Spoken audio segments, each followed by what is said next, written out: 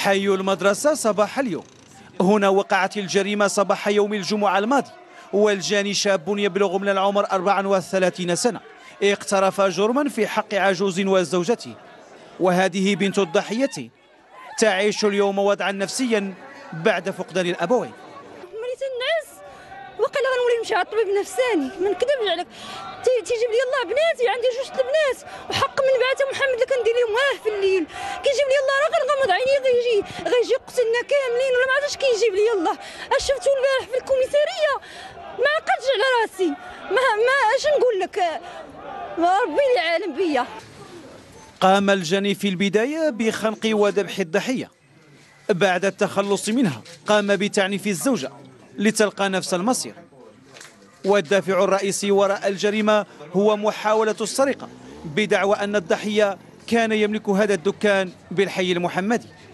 هم فين كيحلوا الصباح المحل ديالهم ما حلوش، ذاك الجمعة نهار الجمعة ما حلوش نهائيا. هي ديك الناس بقاو كيسولوا مع المراحل، حنا كنتقداو من عنده، الدرب كامل كيتقدى من عنده.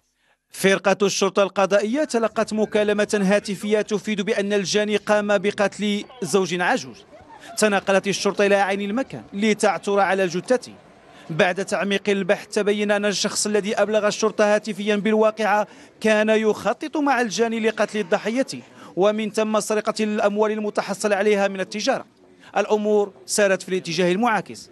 خصوص الجاني هو مدوى بالسوابق العدلية في ميدان السرقة، ميدان الضرب والجرح، ميدان التجار في المخدرات، عدواني، إلا أنه لم يكن شخص مبحوث عنه لأنه حديث على عهد من خروج من مؤسسة سجنية. في الحي المحمدي وخلال هذه السنة وقعت 5 جرائم قتل من أجل السرقة. تم إيقاف المعتدي، لكن الجرائم تتناسل في هذا الحي لعدة أسباب.